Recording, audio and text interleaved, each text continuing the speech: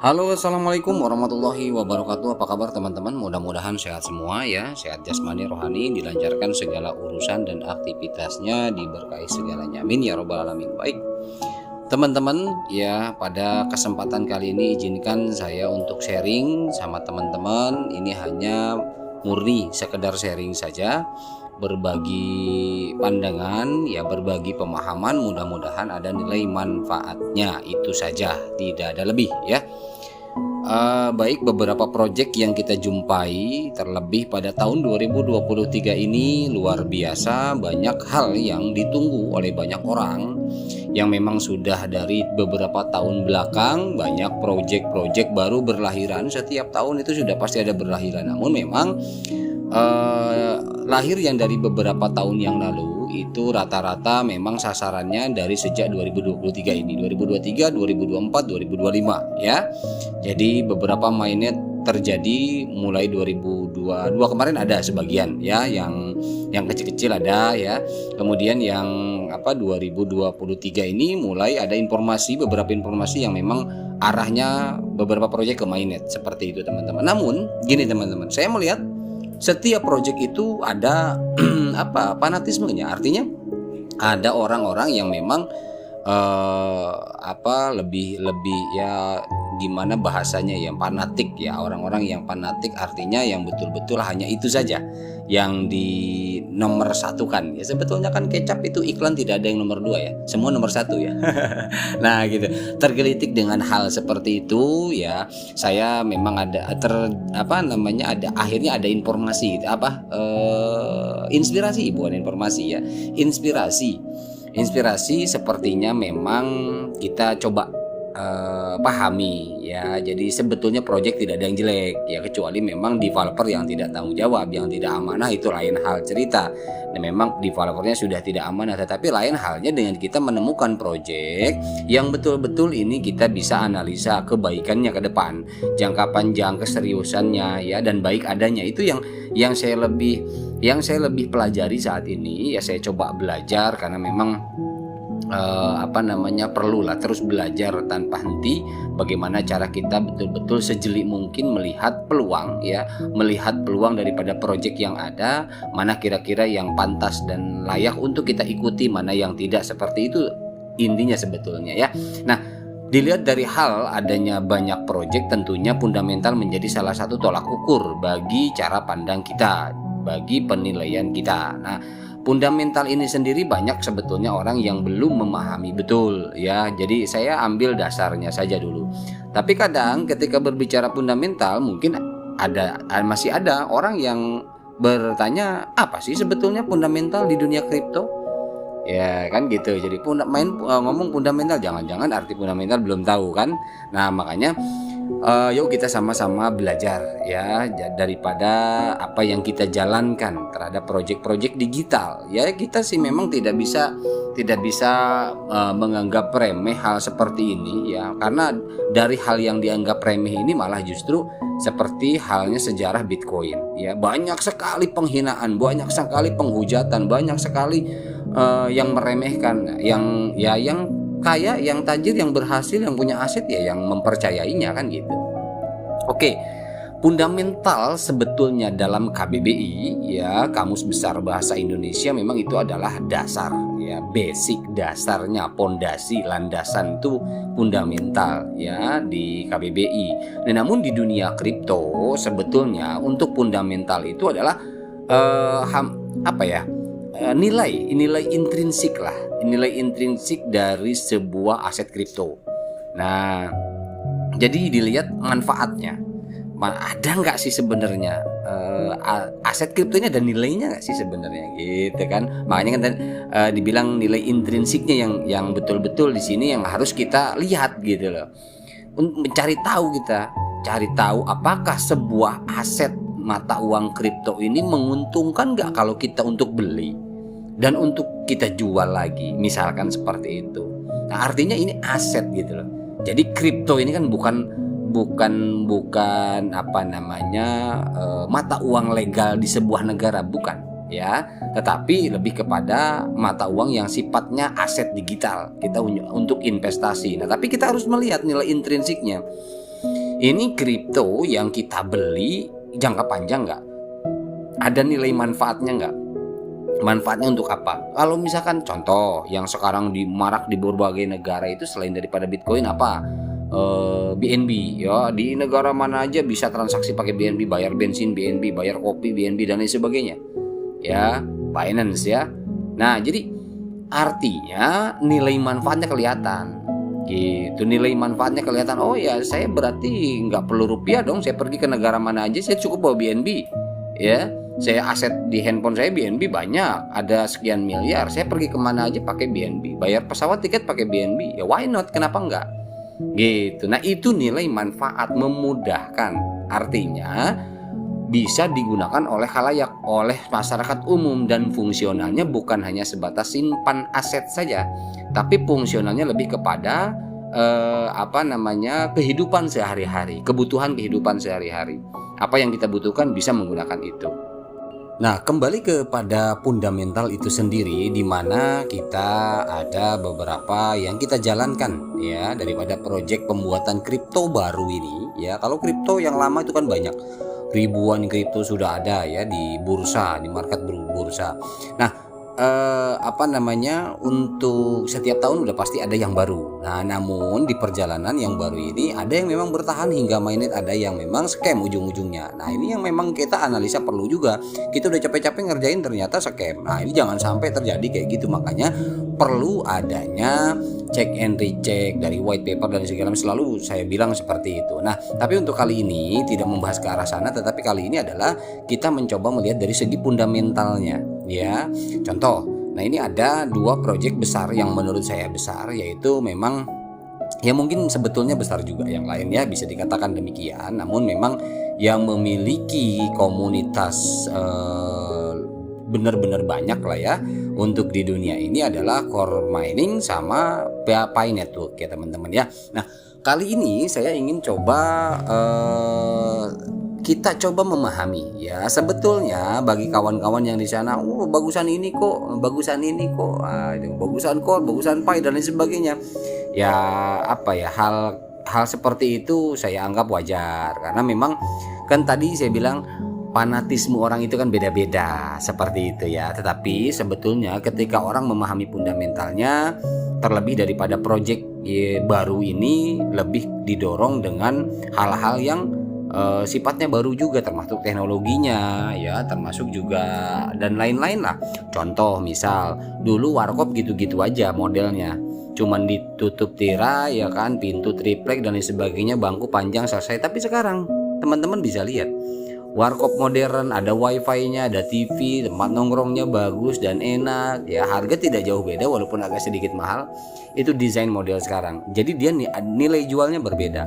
Sama halnya sekarang ya, penempatan daripada fundamentalnya sebuah proyek baru ini kita juga harus melihat gitu. Nah, contoh Core itu ya, kita lihat dari Core dulu. Core itu dibangun di atas teknologi trilema yang kita tahu ya, karena ini penjelasan dari Core DAO-nya, gabungan dari teknologi proof of work yaitu Bitcoin ya. Teknologi Bitcoin itu kan proof of work.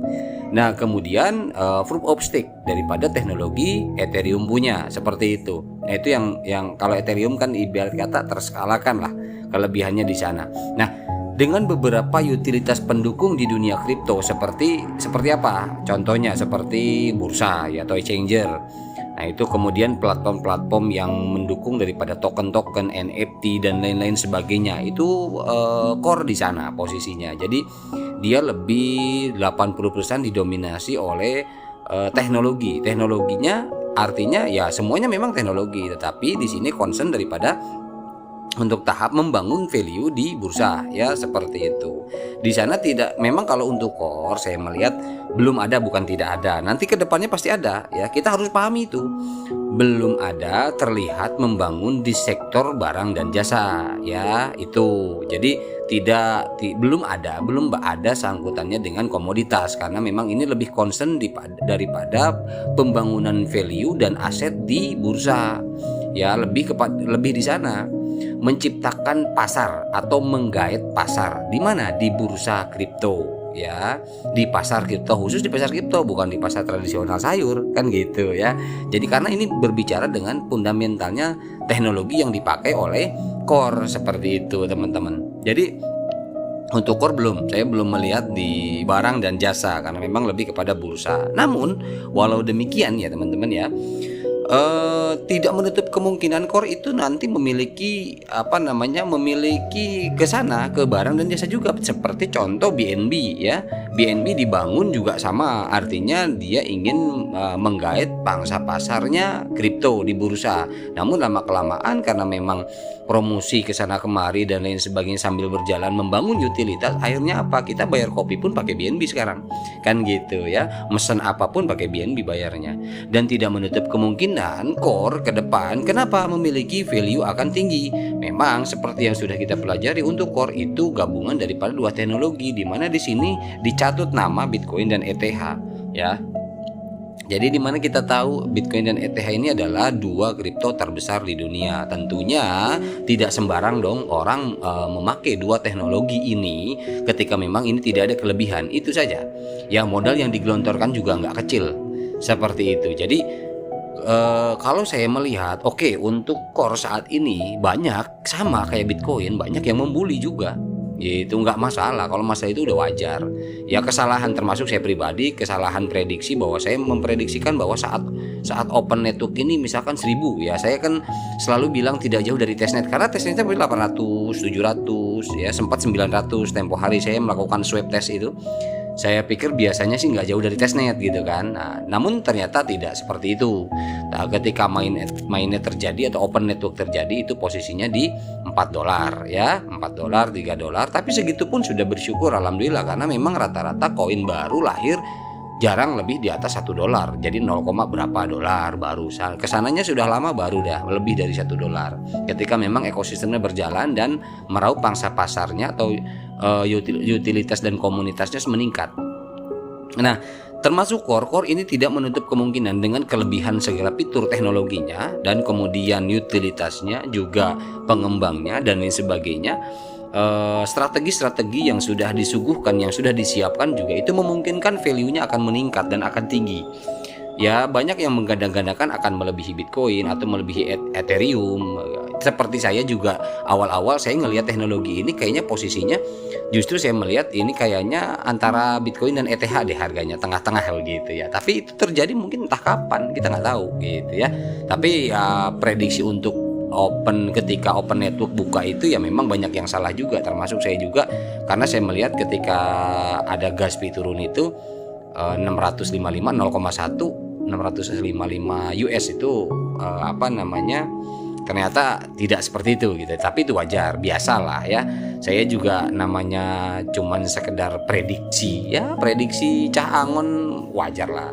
Nah, jadi saya lebih nggak ke sana lah. Artinya nilai berapapun terserah ya, hasilnya hasil pasar, tapi yang pasti fundamentalnya yang kita harus lihat untuk jangka panjang ya. Jadi project ini yang paling penting adalah fundamentalnya, jangka panjang atau tidak, manfaatnya bagaimana, seperti itu. Nah, seperti core ini memiliki kemungkinan value tinggi ya atas dasar analisa fundamental tadi sebetulnya ya. Jadi hanya perkara waktu saja. Jadi untuk core, kesimpulannya menurut saya ini project bagus ya. Golongan memang project besar ya, walaupun untuk awal-awal ini ya mengalami yang namanya cibiran, mengalami apa segala macam ya, itu wajar lah gitu teman-teman ya. Jadi bagi teman-teman di luar sana yang menjalankan core itu nggak usah berkecil hati, jalankan saja, staking saja.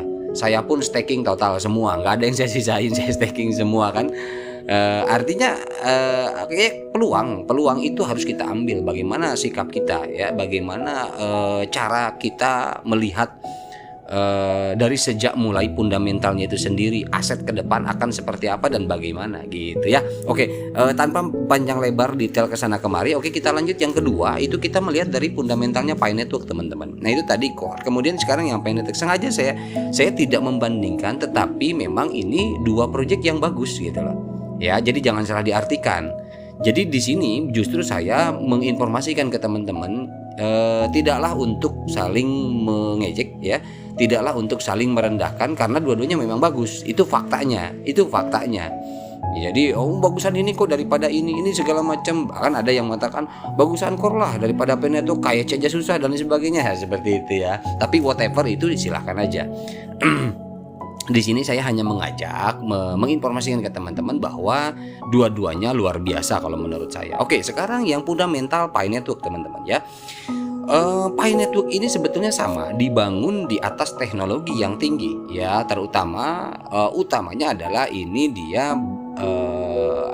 golongannya blockchain hybrid ya, di mana Nicholas ini memang profesor daripada smart contract, profesor daripada blockchain.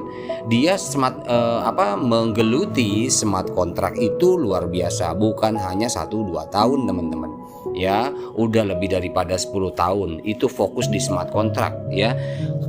Bahkan informasi yang saya dapat dulu ketika ETH akan menghadapi penyelesaian blockchainnya, karena akan menghadapi launching daripada mainnet dulu, sempat ada kendala dan akhirnya dibantu, artinya begitu. Akhirnya dibantu untuk di bagian smart contractnya dibantu oleh Nicholas. Informasi yang saya dapat seperti itu ya. Jadi memang semuanya secara basic teknologi teknologi yang tinggi yang digunakan fundamentalnya. Nah, namun bedanya kalau untuk Pi Network ini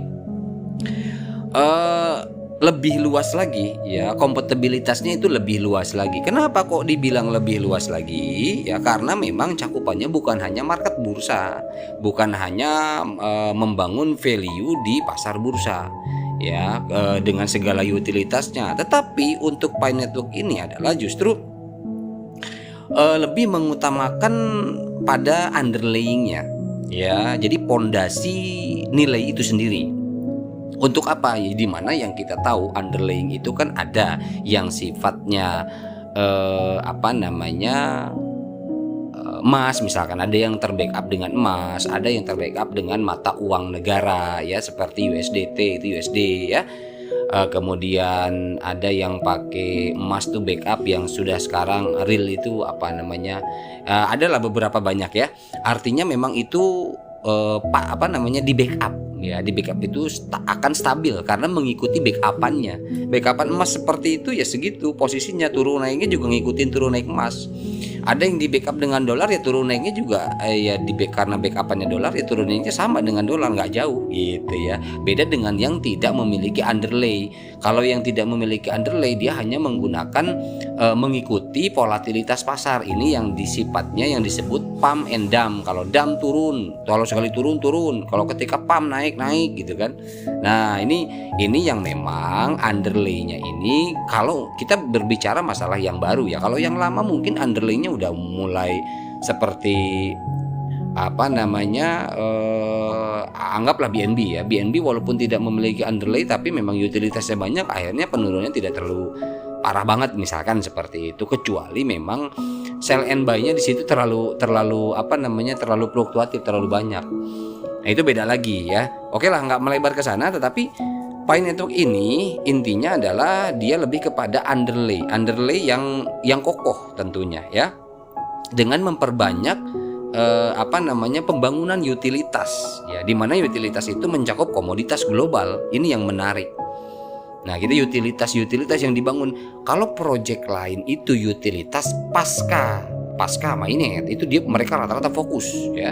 Tapi kalau untuk Pi Network ini pra mainnet, sebelum mainnet itu ada. Bayangkan itu bedanya. Jadi Nicholas ini mendesain bagaimana pondasi sebelum launching mainnet itu benar-benar ibarat kata tahan gempa. Mau digoyang kayak bagaimana juga artinya nggak bakalan terpengaruh. Jadi tidak terlalu pengaruh terhadap volatilitas pasar nantinya di bursa.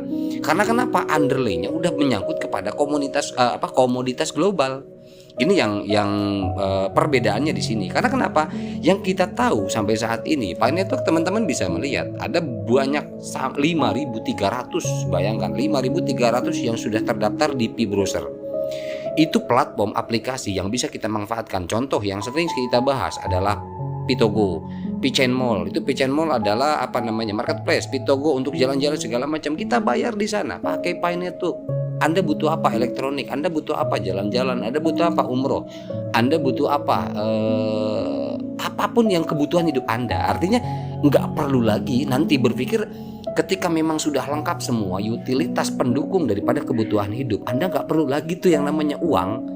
Karena aset Anda udah di Painetuk, udah cukup dengan Painetuk, kebutuhan Anda terpenuhi. Anda butuh baju, beli pakai koin Pai. Anda butuh apa?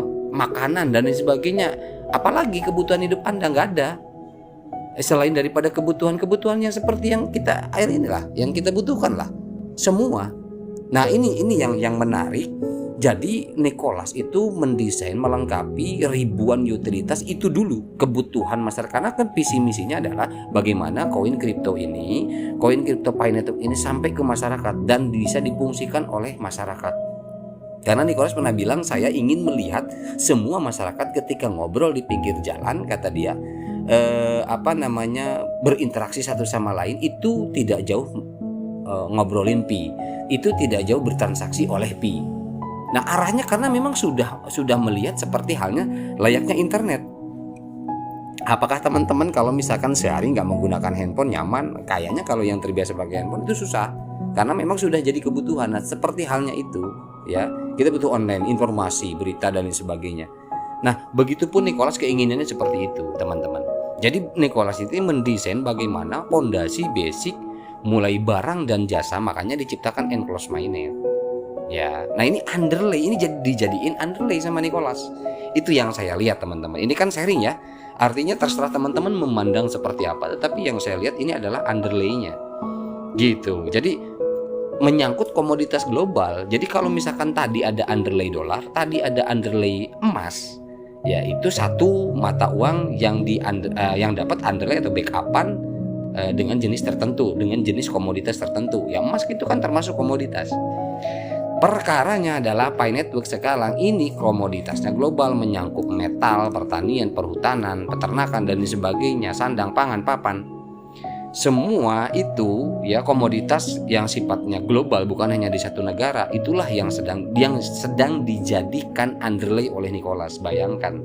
Itu bedanya. Kalau yang tadi kan memang teknologi luar biasa, yang core pun sama. Hanya saja pangsa pasarnya berbeda dan bentuk metode untuk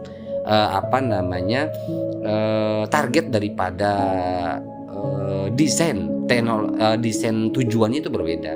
Nah kalau untuk Nicholas ini kan lebih kepada barang dan jasa dan pemanfaatannya nanti arahnya kemana ya, saya nggak perlu jelasin, teman-teman bisa menebak lah, bisa ngeliat lah ya. Jadi Painetuk juga selain mengimplementasikan ke kehidupan sehari-hari, tetapi tidak menutup kemungkinan tidak terlepas dari kepada bursa kripto juga nanti. Karena kan saya bilang saya pernah membahas ini hibrid. Jadi di bursa oke, di dunia nyata oke, ya transaksi nyata dengan underlay yang tadi komoditas global juga oke, semua oke gitu. Jadi memang mereka itu sifatnya mematangkan lah, saat ini mematangkan underlay ya. Jadi fungsional dari koin Pi itu sendiri lebih dilihat duluan ya, daripada ketika nanti sudah mainnet baru dilihat, tapi didulukan.